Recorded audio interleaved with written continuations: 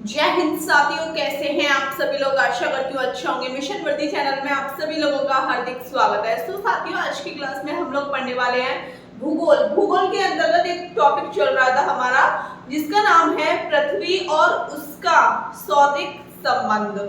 Class 14 मैंने इसकी करा दी थी। आज आपकी क्लास 15 है। बहुत अच्छी तरीके से कराने की कोशिश करूंगी, समझाने की कोशिश करूंगी, ठीक है। अब चाहे SSC, MTS, UP police, otherwise जितने भी एग्जाम होते हैं, किसी भी एग्जाम को उठा के देखोगे ना, तो आपको ये क्वेश्चन, अब इसमें से क्वेश्चन अवश्य देखने को मिलेंगे। कल यूपी पीसीएस का पेपर हुआ था, यूपी जीके के, उसमें 10 क्वेश्चन फंसे हैं, खुद देखना, ठीक है। तो बस यही कह रही हूँ कि आप पढ़ाई कीजिए, सिलेक्शन आपको खुद पे खुद मिल जाएगा। आपको सिलेक्शन के पास नहीं जाना, सिलेक्शन खुद चल के आएगा।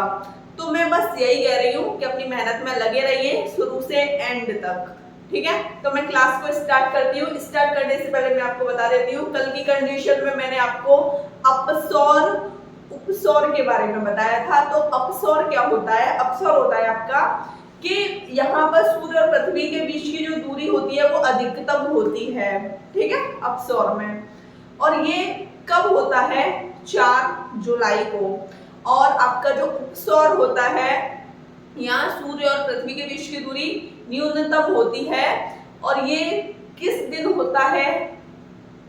उधर 4 जुलाई को है, यहाँ 3 जनवरी को है, ठीक है, समझ गए। एक मैंने लिखाई थी एप्साइड रेखा। उपसौर और अपसौर को मिलाने वाली जो काल्पनिक रेखा होती है उसको हम एप्साइड रेखा कहते हैं। तो आज का टॉपिक स्टार्ट करते हैं। कल के टॉपिक के बारे में थोड़ा पढ़ा दिया मैंने आपको, तो आज हम पढ़ेंगे अयनांत, है ना। इसको अयनांत बोलते हैं या संक्रांति, ठीक है, समझ गए। संक्रांति तो आपने सुना होगा। आज आप अयनांत भी सुन लीजिए। तो इसको देख लीजिए, सूर्य की अयन रेखीय, सूर्य की अयन रेखीय क्या होता है इसको देख लो। कर्क तथा मकर रेखा को बोलते हैं अयन रेखीय रेखा। अयन रेखीय स्थिति किसको बोलते हैं? कर्क तथा मकर रेखा को क्या कहते हैं? अयनांत या संक्रांति, ठीक है। सूर्य की कर्क तथा मकर रेखा को संक्रांति या अयनांत कहते हैं, ठीक है। अब आपकी जो संक्रांति होती है वो 2 प्रकार की होती है, कर्क संक्रांति और मकर संक्रांति, ठीक है। जिसमें हम कर्क संक्रांति को क्या बोलते हैं? ग्रीष्म अयनांत। तो इसके बारे में थोड़ा हमको पढ़ना है, अच्छे से पढ़ना है। तो देख लो, ये जो दिन होता है बहुत पूछा जाता है, 21 जून वाला। ये पूरे पॉइंट है, 1 2 3 4 आपको अपने दिमाग में रखने हैं। आपकी पूरी कर्क संक्रांति आपको समझ आ जाएगी, ठीक है। 21 जून को सूर्य कर्क रेखा पर लंबवत होता है। सूर्य कैसा होता है? लंबवत। 21 जून को सूर्य कर्क रेखा पर लंबवत होता है, ठीक है। इसे हम कर्क संक्रांति या ग्रीष्म अयनांत कहते हैं। इसी में पॉइंट है, इस दिन 21 जून को उत्तरी गोलार्ध में सबसे बड़ा दिन होता है। बहुत बार पेपर में पूछा गया है आपसे, जरूरी नहीं यूपी पुलिस कांस्टेबल में पूछा गया है। आप किसी भी पेपर को उठा के देखते होंगे, मॉक टेस्ट देते होंगे, तो ज्योग्राफी का बहुत बड़ा रोल रहता है। 2 से 3 क्वेश्चन पूछ लेते हैं वो, तो उसमें आपको ऐसे क्वेश्चन अवश्य कहीं ना कहीं देखने को मिलेंगे, ठीक है, समझ गए। 21 जून को उत्तरी गोलार्ध में सबसे बड़ा दिन होता है। अगला पॉइंट है, उत्तरी गोलार्ध में सबसे छोटा दिन कब होता है? कब होता है, किस तारीख को होता है, किस महीने में उत्तरी गोलार्ध में सबसे छोटा दिन होता है? सबसे बड़ा हमको पता लग गया 21 जून है, सबसे छोटा हो जाएगा 22 दिसंबर। 22 दिसंबर। अगला पॉइंट इंपोर्टेंट है, नार्वे में अर्धरात्रि के समय सूर्य 21 जून को दिखाई देता है।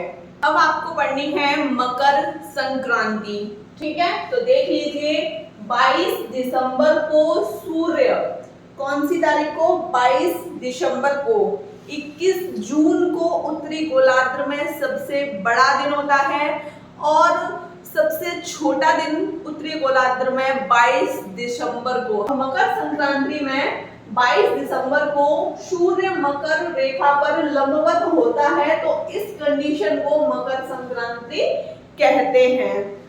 अब देखो इसी में अगला पॉइंट है, इस दिन दक्षिणी गोलार्ध में सबसे बड़ा दिन होता है। 22 दिसंबर को सबसे बड़ा दिन होता है दक्षिणी गोलार्ध में और 21 जून को उत्तरी गोलार्ध में सबसे बड़ा दिन होता है।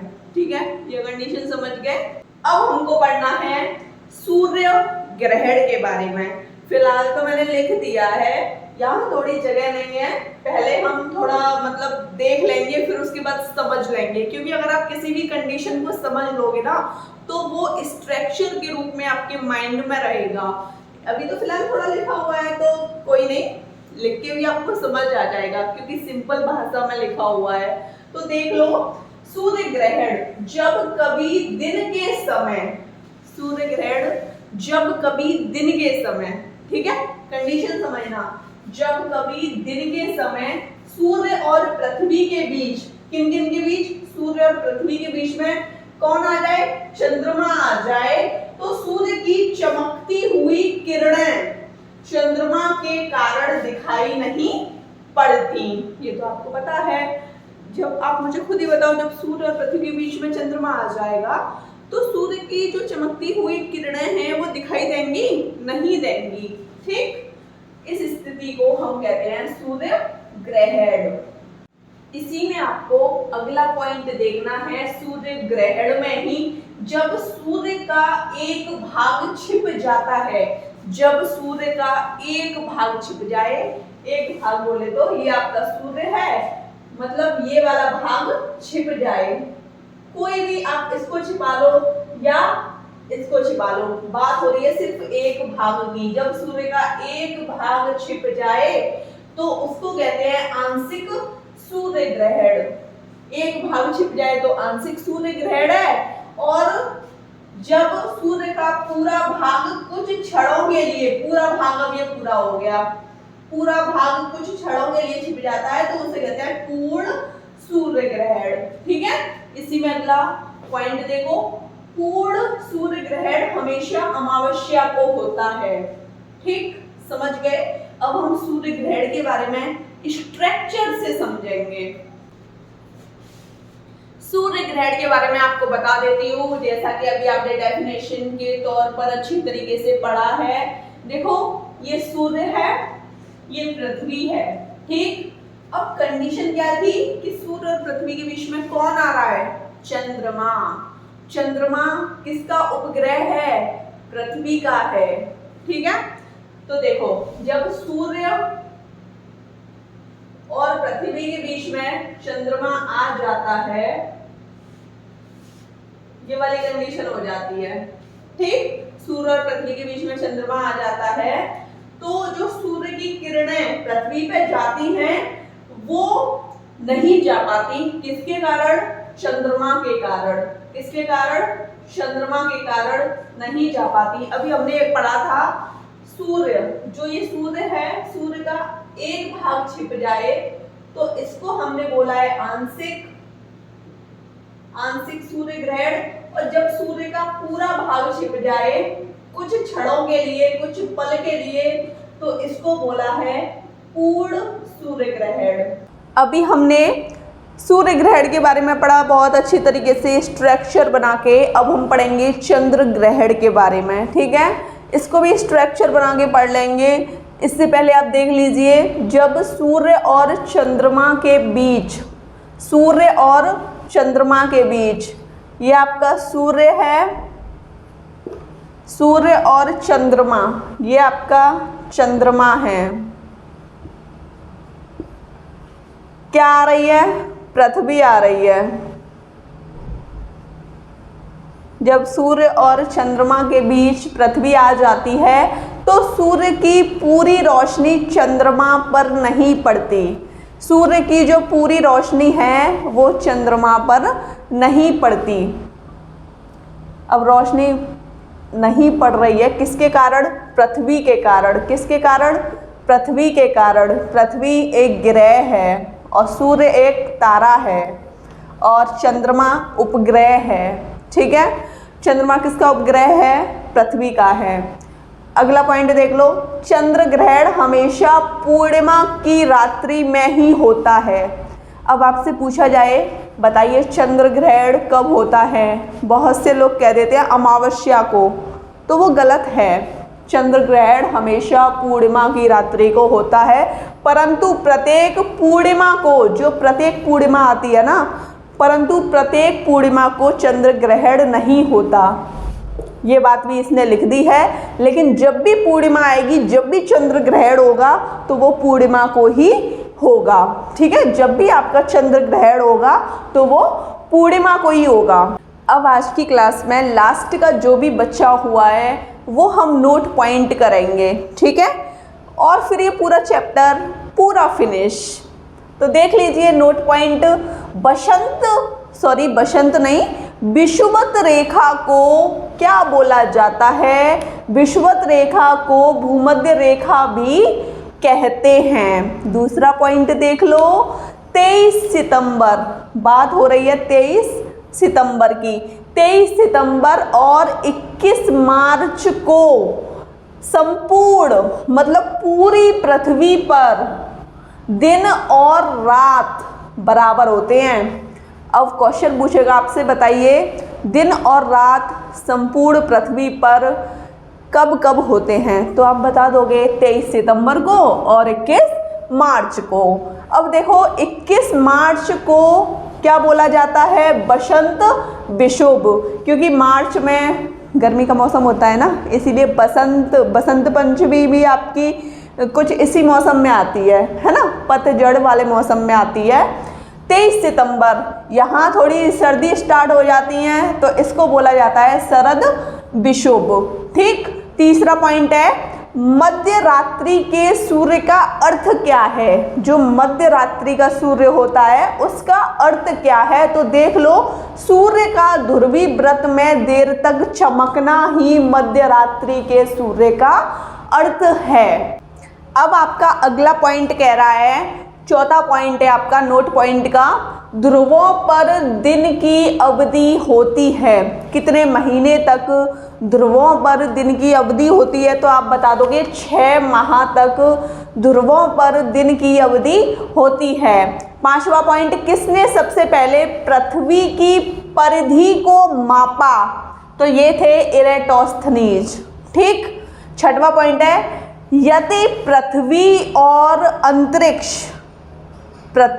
अंतरिक्ष जो हैं, हमें आसमान का रंग नीला क्यों दिखाई देता है? वायुमंडल के कारण। तो ये कंडीशन दी है, यदि पृथ्वी और अंतरिक्ष के बीच से वायुमंडल को हटा हुआ मान लिया जाए, माना है, ठीक है, मान लिया जाए कि पृथ्वी और अंतरिक्ष से वायुमंडल हट गया है, तो आसमान का रंग कैसा दिखेगा? तो आप बताओगे काला।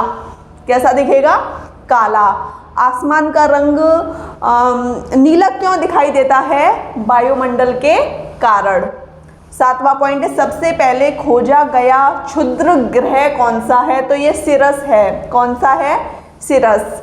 आठवां पॉइंट, डायमंड रिंग की घटना कब होती है? चंद्र ग्रहण में या सूर्य ग्रहण में? तो आप बताओगे सूर्य ग्रहण के दिन होती है डायमंड रिंग की घटना। नौवां पॉइंट है, एक कैलेंडर में अधिक से अधिक कितने ग्रहण हो सकते हैं? एक कैलेंडर में अधिक से अधिक कितने ग्रहण हो सकते हैं? ग्रहण में आपका चंद्र ग्रहण भी हो सकता है और सूर्य ग्रहण भी हो सकता है। तो 7 आपके अधिक से अधिक ग्रहण हो सकते हैं। ठीक है, उम्मीद करूंगी आज की क्लास आपको बहुत अच्छी तरीके से समझ आई होगी। वीडियो अच्छी लगी हो तो चैनल को सब्सक्राइब कीजिए, जो भी न्यू स्टूडेंट हैं, क्योंकि सिलेबस आपका बिल्कुल स्टार्टिंग से चल रहा है। आप खुद प्लेलिस्ट में वीडियो उठा के देखते होंगे तो आप कहते होंगे कि हाँ बिल्कुल 0 लेवल से हम लोगों को पढ़ाया जा रहा है। तो बस आपसे कुछ नहीं चाहिए, बस एक लाइक चाहिए, जो कि मुझे पता है आप करते हो, लाइक करते हो। ठीक है, और जो जैसे भूल जाते हैं तो उनसे कह रही हूँ, वीडियो अच्छी लगी हो तो चैनल को सब्सक्राइब कीजिए, लाइक कीजिए, शेयर कीजिए। जय हिंद।